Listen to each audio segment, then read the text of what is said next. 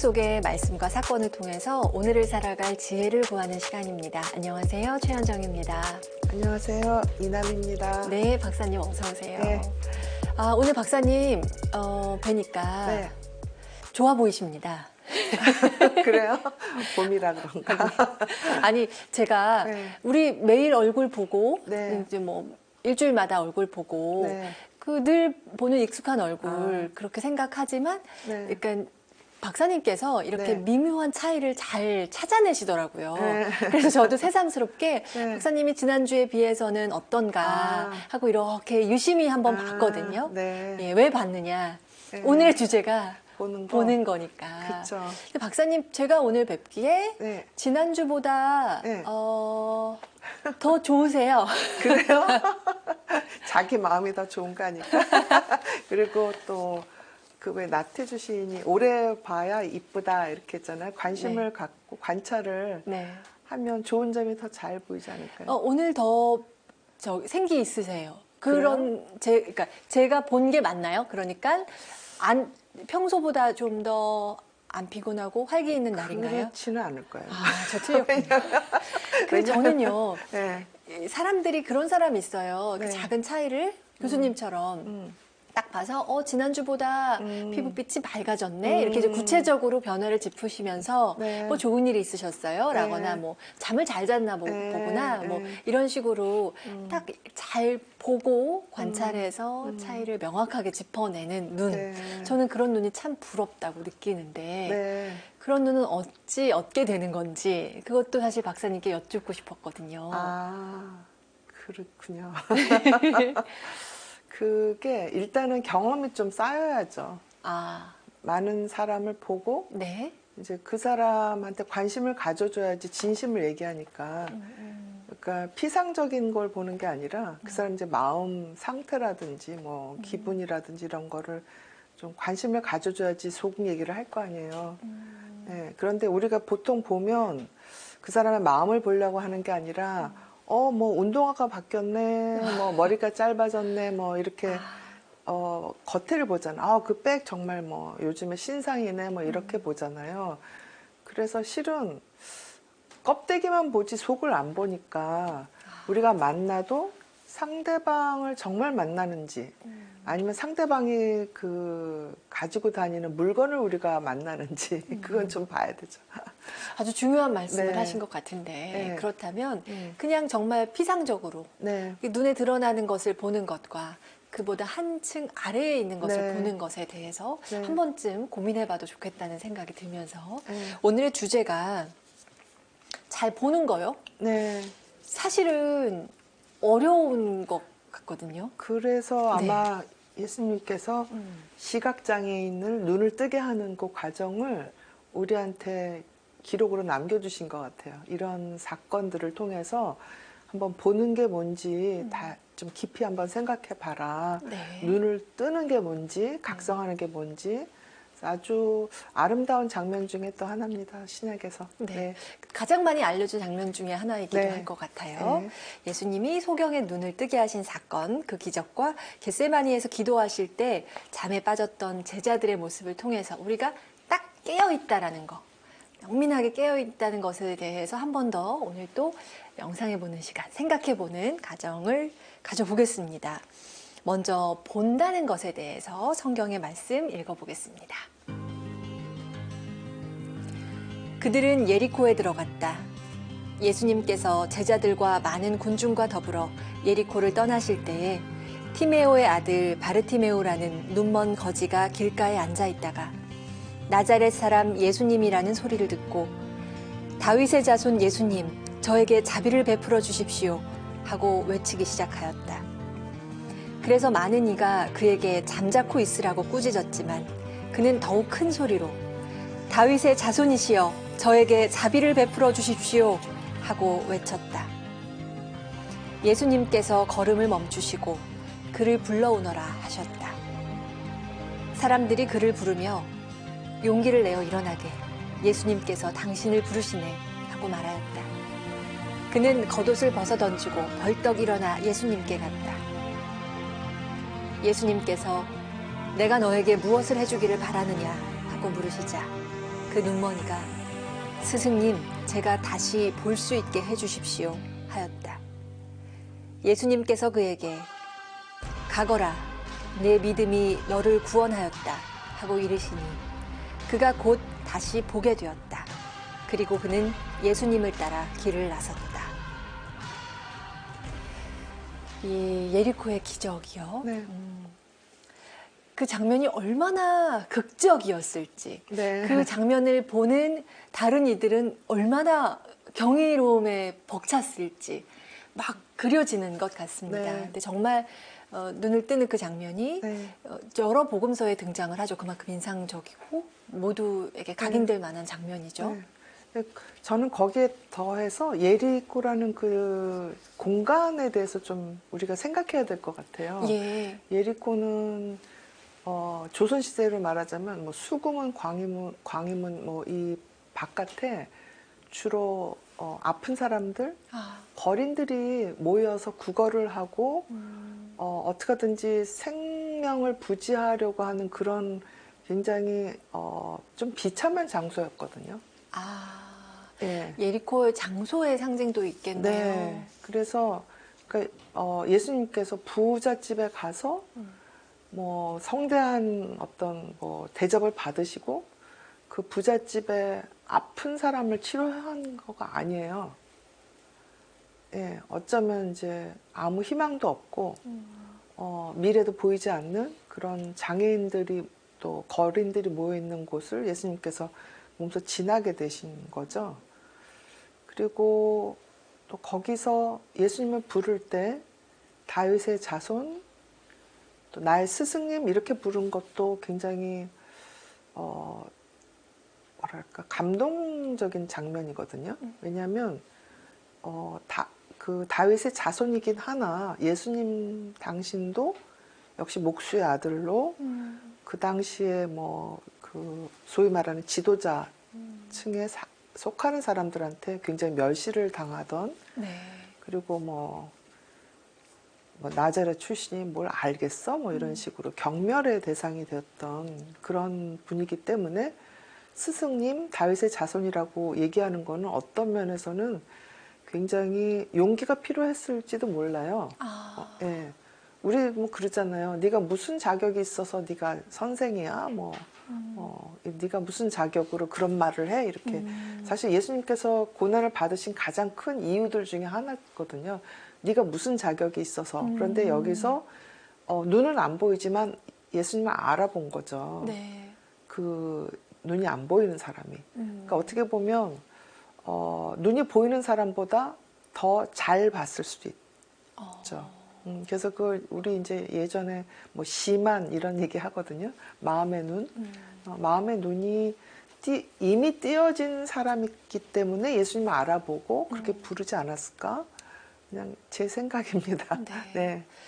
처음에는 좀 그 군중들의 그 반응도 저는 좀 흥미로웠던 게요. 네. 처음에는 좀 조용히 하시오. 왜 이렇게 좀 방해를 하나 뭐 이런 네. 식으로 좀 이렇게 말리는 네. 분위기였다가 네. 이 사람이 워낙에 이제 용기를 내서 큰 목소리로 이제 눈길을 끌려고 하니 예수님께서 이리 오라 하여라 네. 이렇게 하니까 당신 오래 그러면서 그땐 또 적극적으로 도와주면서 네. 그가 예수님께 만날 수 있게 도와주잖아요. 네. 그런 군중들의 모습도 인상적으로 좀 느껴집니다. 그렇죠. 예. 그러니까 요즘식으로 말하자면 예수님은 어떤 면에서는 가난한 사람의 아이돌이거든요. 그래서 사랑하는 사람들, 존경하는 사람들, 보고 싶은 사람들 많잖아요. 그러면 그 아이돌 주변에 왜 경호하는 사람들 있죠. 어떤 정치인 주변에. 현대에 그거랑 되게 잘 다 이게 짝이 다 있는 그렇죠. 것 같아요. 그러면 이렇게 뭔가 다른 사람한테 추앙을 받는 사람, 주변에 있는 사람은 자기가 굉장히 특별한 사람이라 생각하는 경우가 있어요. 그 건의가 나한테도 약간 스며들어 있는 것처럼 착각하는 생각을 거죠. 하죠. 예. 그래서 쓸데없는 소리 하지 말라고 그러고 만약에 내 생각에 좀 거슬린다. 그리고 내가 섬기는 주인의 심기를 거슬린다 하는 소리를 하면 가서 시끄럽다 그러고 입을 틀어막거나. 말하자면 요즘에 네. 팬클럽 회장이 막강한 권위가 있는 거잖아요. 네. 아니면 그래서 그 장소에서 퇴장을 시킨다든가 뭐 이런 걸 하죠. 그러니까 아니 어디서 거지가 어디서 소경이 뭐 이래가면서 시끄럽다 그러고 내칠 수도 있는 상황인 거예요. 하도 인기가 있으니까. 그런데 그때 겉옷을 벗어버리면서 예수님한테 다가와요. 소리 지르면서.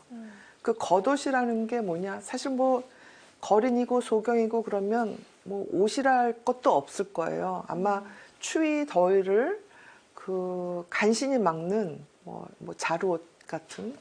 그런데 그것마저도 벗어버린다는 거거든요. 그러니까 나의 모든 것을 다 벗어버릴 테니 나를 좀 봐주십시오 하는 거거든요. 그래서 예수님께서 보신 거죠.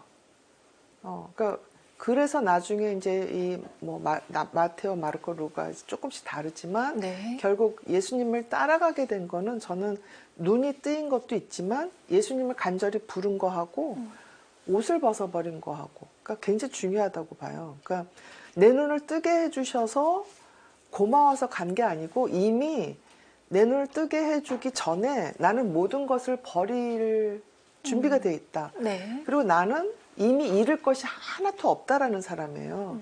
그러니까 저같이 가진 게 좀 많고 뭐 잃을까 맨날 걱정하는 사람은 예수님을 따라갈 자격이 좀 안 되죠. 그리고 정말 아무것도 가진 게 없고 그래서 잃을 게 더 이상 없고 나를 포장하는 이런 거를 다 벗어버릴 준비가 돼야만 뭐 진짜 제자가 되는 거죠. 그러니까 우리가 얼핏 생각하기에는 이 예리고의 이 소경은 굉장히 불쌍한 사람이고 하찮은 사람이라고 그냥 섣불리 독서를 하고 넘어갈 수 있는데 사실은 우리보다 차원이 굉장히 높고 이미 준비가 다 된 사람입니다. 우리가 이제 겉으로 본다면 여기서도 이제 심한과 그냥 유관이 네. 구분이 확 될 네. 것 같아요. 육안으로 보자면은 아주 남루한 행색일 거고, 그렇죠. 앞을 못 보니 뭐 많이 자유롭게 다닐 수 있는 처지도 아닐 그렇죠. 거고, 뭐 말하자면은 아주 많은 것들이 제한된 그렇죠. 위치에 있는 사람이지만 심한으로 본다면 교수님 말씀하신 것처럼 정말 뜨여 있는 사람이었다라는 그렇죠. 네. 말씀인데, 근데 당시 시대적인 상황 하에서 그렇게 앞을 못 보는 사람이 많이 있었는지, 당연히 어떤 많죠. 위치에 있는 네. 사람일지 그냥 그러니까 의사의 입장으로 보자면 네. 충분히 이해가 가는 게 일단 영양이 불충분해도 우리 야맹증 이런 얘기 하잖아요. 비타민 D, A가 없으면 이런 쪽이 야맹증 없으면 네. 눈이 멀어. 실제로 1년 내내 라면만 먹다가 눈이 먼 사람을 제가 임상에서 본 적이 있어요. 현대에서 그런 일이 없을 것 같죠? 근데 아니에요. 그러니까 지금 우리나라 잘 살게 됐다 하더라도 자기 건강에 소홀히 하거나 너무 가난하거나 이러면 실제로 영양실조 때문에 눈이 멀 수 있어요. 그리고 환경이 안 좋으면, 그러니까 집 청소 안 하고 막 이래가지고 바퀴벌레 끌고 그러면 감염되기도 쉽거든요. 막 비비고 그러면 감염으로도 눈이 멀 수 있어요. 그리고 이 당시에 이제 막 그 모래바람 있죠. 또 굉장히 건조하죠. 건조하면 눈에 이제 눈물이 없거나 그러면 상처가 나면 금방 또 그 감염이 확 퍼지거든요. 네. 그래서 그때 이 뭐 신약뿐만 아니라 고대에는 그 눈먼 사람들이 굉장히 많았죠. 그래서 구약에도 아마 눈먼 예언자가 나오는 그 장면이 있는 거로 기억을 하는데, 네. 우리 그 뭐 삼국유사 이런 데도 그 눈먼 그 도미 부인인가요? 그래서 눈먼 사람의 부인이 네. 이제 등장하죠. 예. 네. 그러면은 그 눈먼 자들이 사실은 우리 현대인의 기준으로 봤을 땐 비율이 좀 높았겠네요. 우리가 지금 생각하는 네, 생각보다 것보다는. 그 당시 이제 뭐 갈렌이라든지 뭐 인도 의학이라든지 이런 데 보면 눈을 치료하는 그 기록들이 꽤 많아요. 그러니까 뭐 지금처럼 통계가 발달한 건 아니니까 뭐 많은지 어쩐지 잘 모르겠어요. 근데 지금 현대는 오히려 이제 노화로 인한 그 시각장애가 좀 많고요. 그 당시는 이제 빨리 죽었으니까 감염이나 영양실조로 인한 그 시각장애가 많았을 거예요. 근데 이 바르톨로메오는 다시 눈을 뜨게 해달라 한 거 보니까 선천적으로 네, 시력이 그렇죠. 없었던 게 아닌 것 같고 네, 뭐 네. 어떤 질환으로 인해서 그렇죠. 그랬던 것 같죠. 우리 토비키에서도 네. 그 저기 새똥이에서 맞아요. 후천적으로 그렇죠. 기억하시죠? 예, 그렇죠. 네, 네. 전 또 인상적인 게 네. 어떤 뭐 어떤 소경 여러 중에 하나 이렇게 되지 않고 정확하게 누구의 자손인 바르톨로메오라고 네. 정확하게 이름까지 네. 적혀 있는 걸로 봐서 네. 바르톨로메오라는 사람도 보통 사람은 아니게 아마 12사도 중에 바르톨로메오라고 성당에 가면 이렇게 써 있잖아요. 네. 네, 저는 교회사를 뭐 혼자 독학을 했기 때문에 굉장히 구멍이 많아가지고 제가 이해하는 게 맞는지 안 맞는지 잘 모르겠는데 저는 이 사람이 12사도 중에 하나가 아닐까 그렇게 생각을 하고 있어요. 네. 그래서 그 길로 따라 나서서 이제 네네, 12사도가 예, 되는 예, 걸로. 예. 저는 네. 그렇게 이해를 했는데 또 교회사 공부하시는 분은 또 그게 아니라 뭐 동명이인이다 이렇게 얘기하실 수도 있어서 제가 뭐라고 확실하게는 얘기는 못 하겠어요. 네. 근데 이 복음 속에 등장하는 바르톨로메오는 상당히 심한이 네. 분명히 뜨여 있었던 건 확실해 보입니다. 네. 스승님이라고 주저없이 부르는 것도 그렇고 네. 그런 확신을 어떻게 가질 수 있었을까? 오히려 말씀하신 것처럼 역설적으로 네. 육안이 기능하지 못하니 그렇죠. 심한이 더 크게 뜨일 수 있었던 걸까? 그러니까 우리가 눈을 오히려 감았을 때 더 집중하기가 좋을 수도 있잖아요. 네. 그러니까 그 십자가의 성 요한 말한 어두운 밤 일부러 어둡게 하잖아요. 그러니까 일단 눈이 안 보였기 때문에 예수님께 가는 어떤 마음의 끈 그게 더 강렬하지 않았을까. 그 다음에 이 바르톨로메오를 봐주신 예수님의 그 힘이 마음의 힘이 그대로 전달되지 않았을까. 왜냐하면 우리가 뭘 보면요 실제 보는 게 아니라 훑어요. 그렇죠? 요새 특히 훑잖아요. 네. 그래서 제대로 안 봐요. 그리고 쓸데없는 걸 너무 많이 봐서 진짜 중요한 건 놓치거든요.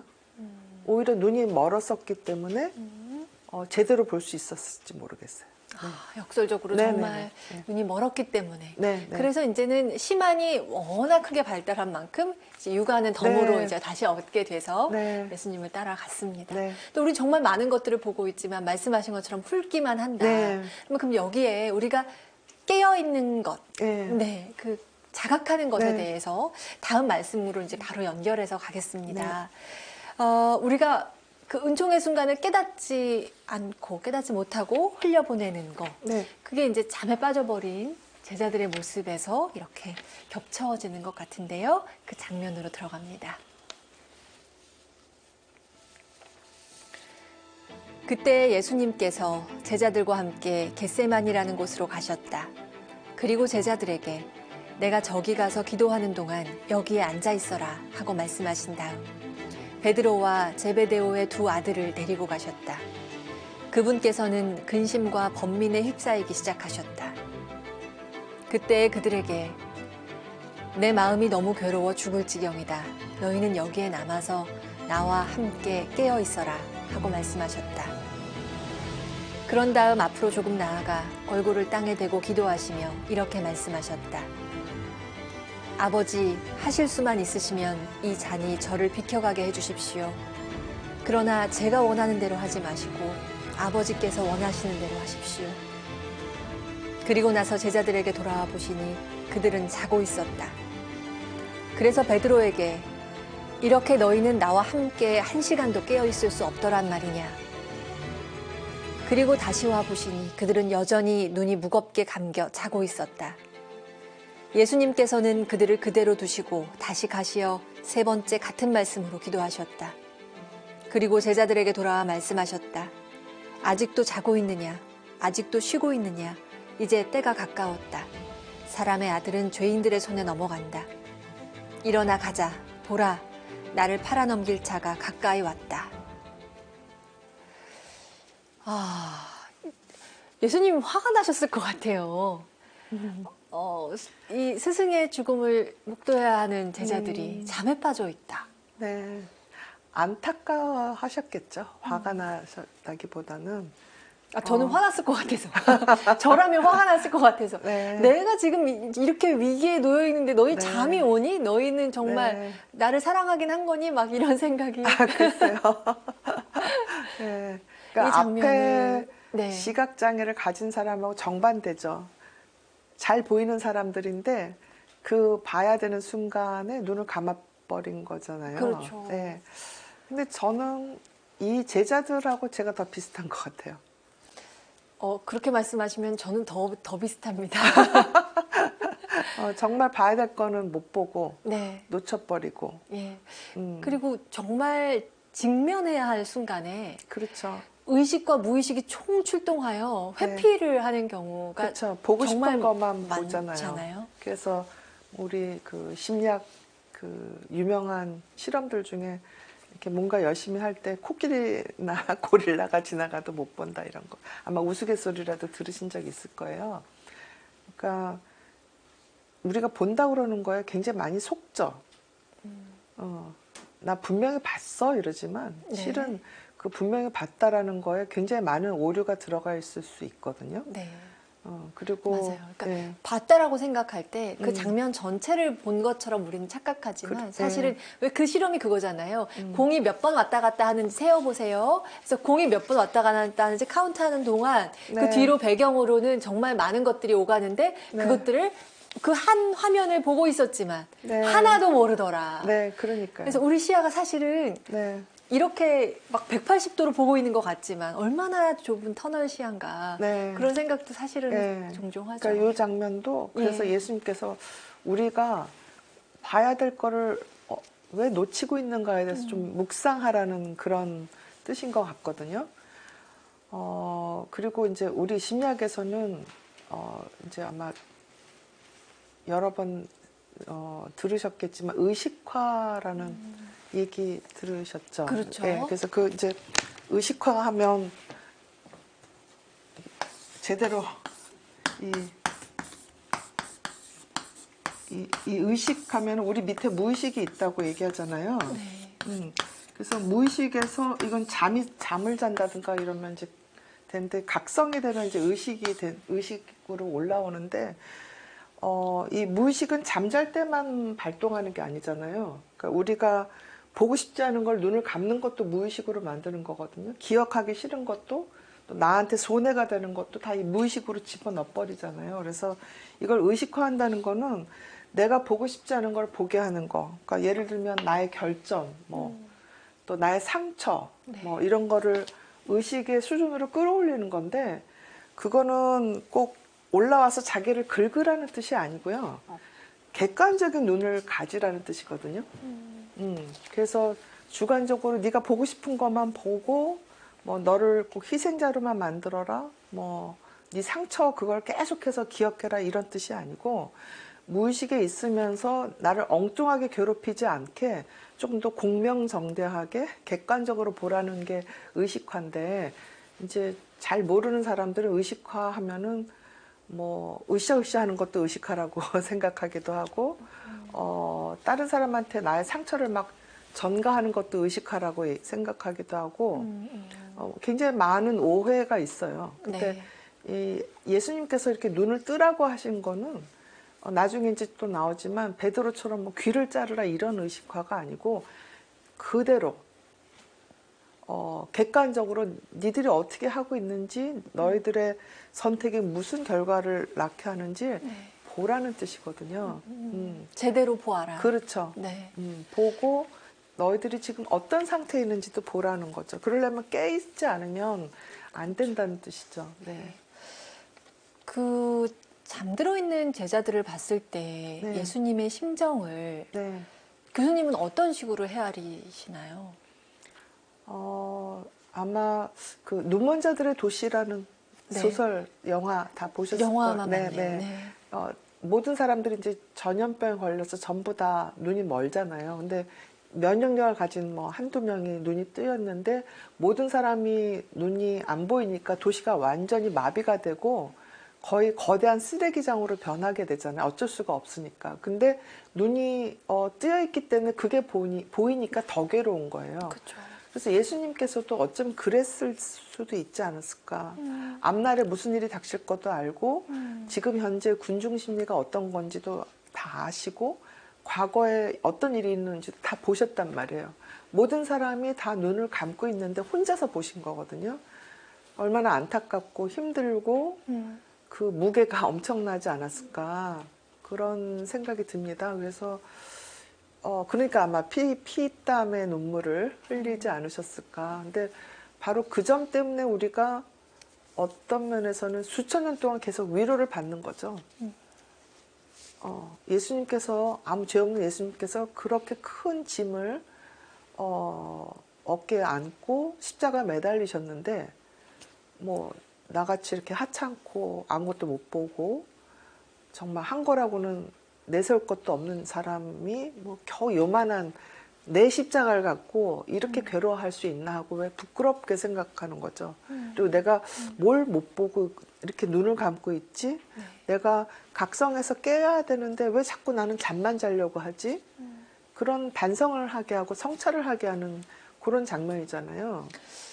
네, 근데 저도 사실은, 제가 무척 회피하는 성향이 짙다라는 걸 이제 최근 몇 년 사이에 더 네. 알게 된 것 같거든요. 네. 그러니까 이를테면 이제 많은 사람들이 뭐 스트레스 상황에 직면해서 그 상황을 지금 당장 달려들어서 해결해야 할 때, 네.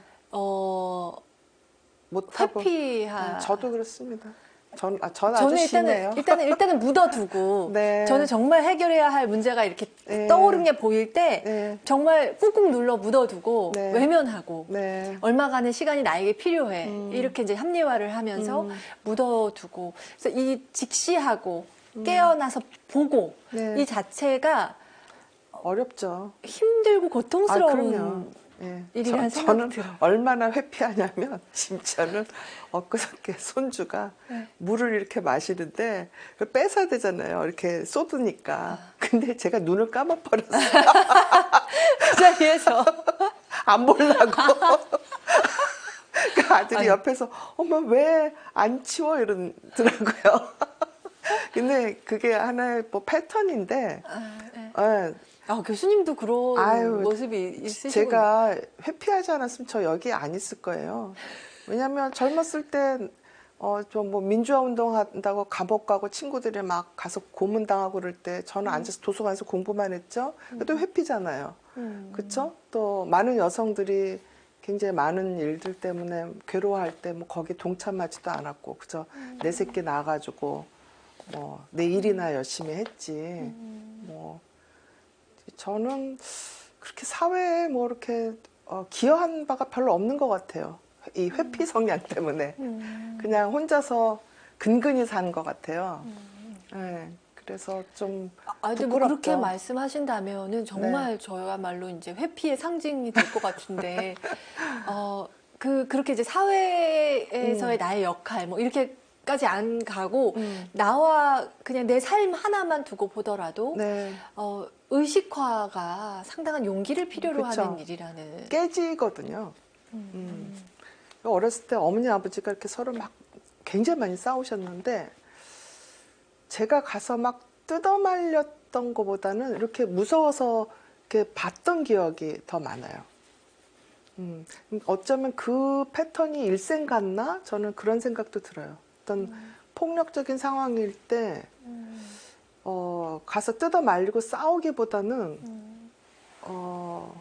일단은 그냥 약간 얼음처럼 돼 있다가 그래서 제가 의사가 되는지도 모르겠는데 그러고 나면 이제 폭력의 상황 끝나고 나면 피가 낭자하는 그런 순간들이 오잖아요. 그러면 이제 그거는 해결하려고 가요. 가서 상처를 치료해주고 뭐 상처받은 사람을 위로해주고 그런 거는 제 역할로 하는데 그거가 일어나지 않도록 미리 가서 뭐 뜯어 말리거나 이런 용기는 좀 없었던 것 같거든요. 근데 지금도 별로 뭐 그때보다 더 있을 리가 없죠. 나이는 나이대로 먹었는데.